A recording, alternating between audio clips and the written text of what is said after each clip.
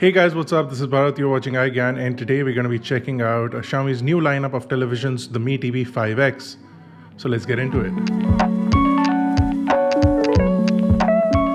The new 5X series replaces the 4X series and it starts at $31,999 for the 43-inch variant, whereas the 50-inch can be bought for $41,999 and the 55-inch for $47,999. Today we're checking out the 55-inch.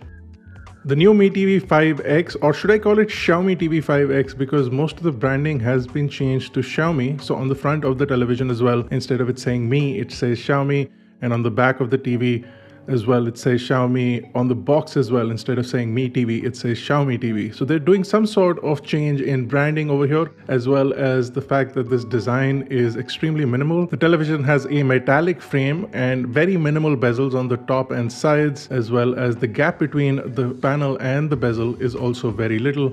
So the overall look of the TV is really nice. On the back, you do get certain parts that are covered up with this carbon fiber type texture. It's obviously not carbon fiber, and you do have easy access to the ports. On the back, you also do have a standard VESA mount. So in case you do want to wall mount this television, you can easily do that for all three sizes. For the panel, all three sizes get a 4K HDR panel with a 3840 by 2160 resolution.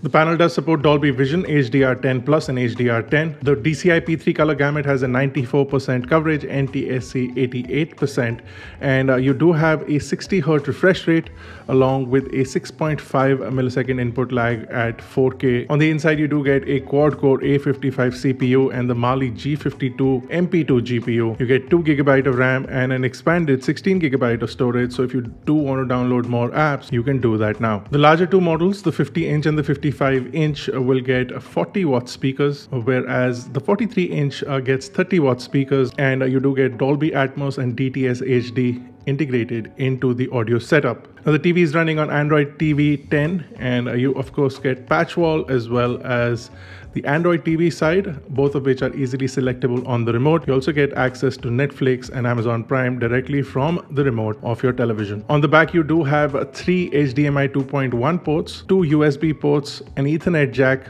an optical out, as well as a 3.5mm jack and AV input. The television also has the new patch wall, which includes a kids mode with a parental lock along with the IMDb integration. So all your TV shows as well as movies will get IMDb ratings directly in the patchwall UI. Initial impressions of the panel are great. The overall TV seems responsive. Viewing angles on the display are good, as well as the brightness of the television is pretty high, even though we do not know the exact numbers and Xiaomi does not share those. And while the TV does have upgraded storage, the RAM is still the same, and you can really see the lack of RAM while switching between the different user interfaces, as well as jumping between applications where the additional RAM would have really come in handy. That's it for this video. If you guys want us to fully review this television and would like to ask us some questions, let us know in the comments below and we'll try and get it covered up in our final review of the Mi TV 5X, or should I say Xiaomi TV 5X. This has been Bharat Nagpal. Thank you for watching. I'll see you in the next one.